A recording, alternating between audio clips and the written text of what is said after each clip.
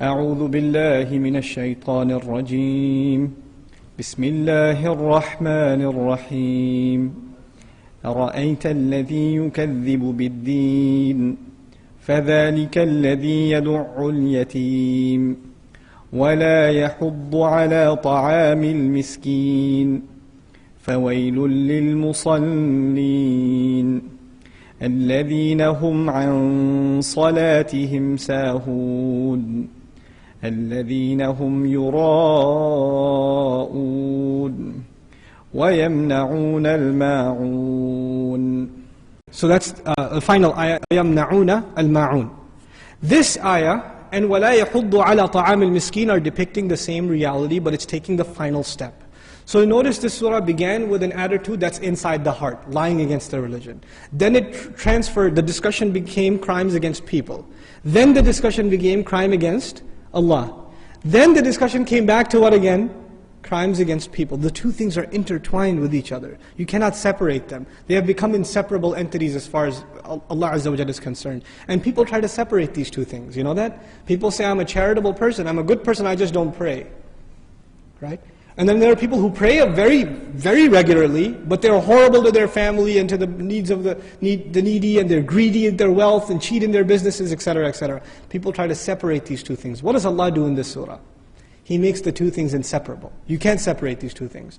If you're good to people, you have to be good to Allah Azza wa Jal. If you're good to Allah Azza wa Jal, you have to be good to people. He fused the two. And this is the logic of the Qur'an. It doesn't let you fall into these extremes and traps and boxes that you create for yourselves. It keeps you balanced. Every surah produces its own set of balance, that keeps us from falling into these moral dilemmas and these problems that we have. We're almost done, inshallah ta'ala, bear with me.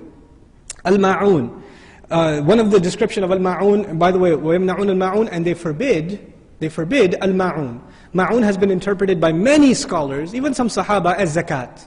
Also, very interesting definition from a literary point of view.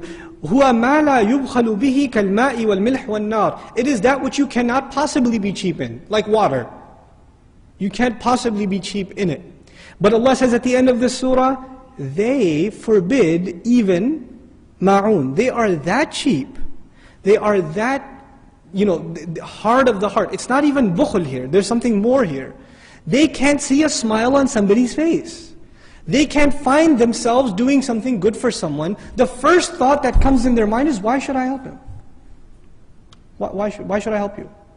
Why should I give you some help? Why should I give you a ride? I don't care. I don't owe you anything. I don't need this. This attitude, not that I can't, not that you need to use it if you don't use it. I just don't want to. I don't like you. I don't want to help you. This is, qaswat al-qalb, the hardness of the heart. Meaning Allah mentions things one after another that make your heart harder, harder, harder. And it comes to the point where even somebody asks you for something small, they ask you for a napkin, they ask you, you knock on your door from the neighbor and they say, can I have some salt? No! And you slam the door in their face. Think they're going to get salt from me? Ha! Pathetic. This is a pathetic attitude. But this is how low a person will reach. And you call yourself leaders? You call yourselves custodians of the house of Allah? Allah Azza wa Jalla says, أَطْعَمَهُم مِّن جُوعٍ in the previous surah. I fed you. I gave you food. And you're going to act like this? It's like it's yours? You can be like this if it was yours. I gave you the food. And you're going to hold it back like this? SubhanAllah, the contrast between what Allah demanded, what He gave them, and the behavior that they're showing. So, this surah, as far as the teachings of the deen, one of the core teachings of the deen, even if you don't remember the ayat and the proofs and the evidences, the teaching, the lesson for life in this deen is essentially very, very simple. The two things that will keep your heart soft and prove to you that you are not in denial of the final reward and punishment. The deen, that deen. The two proofs of it are how you pray and how much you give.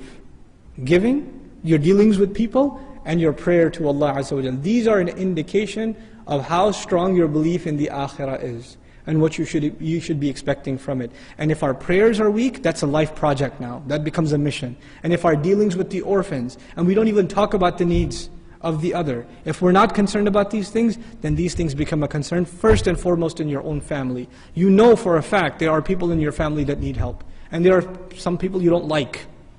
You don't like your cousin, you don't get along with him, but he needs help. You don't like your aunt, she yells at you, she's annoying, but she needs help, she's financially in need. These people deserve it no matter what, because you're not doing it for them.